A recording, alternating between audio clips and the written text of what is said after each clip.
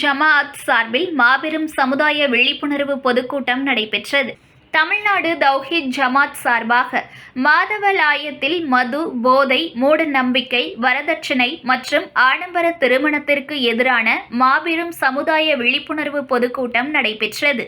மாவட்ட தலைவர் ஹுசைன் ஜவாஹிரி தலைமை வகித்தார். சிறப்பு அழைப்பாளராக மாநில தலைவர் அப்துல் கரீம், மேலாண்மை குழு தலைவர் சுலைமான், மாநில செயலாளர் யூசுப் அலி, மாநில பேச்சாளர் பாரூக், சையத் அலி மற்றும் மாவட்ட நிர்வாகிகள், மாதவலாயம் கிளை தலைவர் ஷேக் மீரான், செயலாளர் ரஹீஸ் அஹ்மத், துணைத் தலைவர் பகத் ரெஜிகான், துணை செயலாளர் உசைன், வர்த்தக அணி செயலாளர் கலீல் ரஹ்மான் மற்றும் ஆண்கள், பெண்கள், குழந்தைகள் என 2000க்கும் மேற்பட்டோர் கலந்து கொண்டனர்.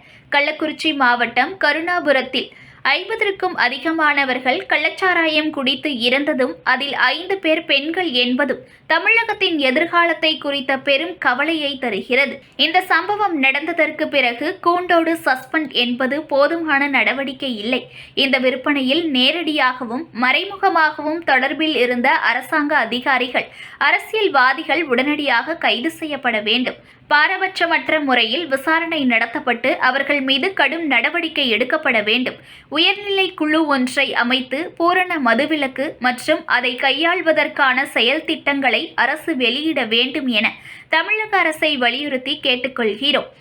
ஏகத்துவ இமாம் நபிகள் நாயகம் அவர்களின் முன்னோடி நபி இப்ராஹிம் அவர்களின் வாழ்க்கையையும் வழிகாட்டலையும் மக்கள் மத்தியில் கொண்டு சேர்க்கும் வகையில் அழகிய முன்மாதிரி இப்ராஹிம் எனும் 10 மாத செயல் திட்டத்தை தமிழ்நாடு தௌஹீத் ஜமாஅத்தின் மாநில பொதுக்குழு அறிவித்துள்ளது. இப்பிரச்சாரத்தை அழகிய முறையில் இந்த மாவட்டம் கிளை சார்ந்த பகுதியிலும் பட்டி தொட்டிகளுக்கும் கொண்டு செல்வோம் என இந்த பொதுக்கூட்டத்தின் வாயிலாக உறுதியேற்கிறோம்.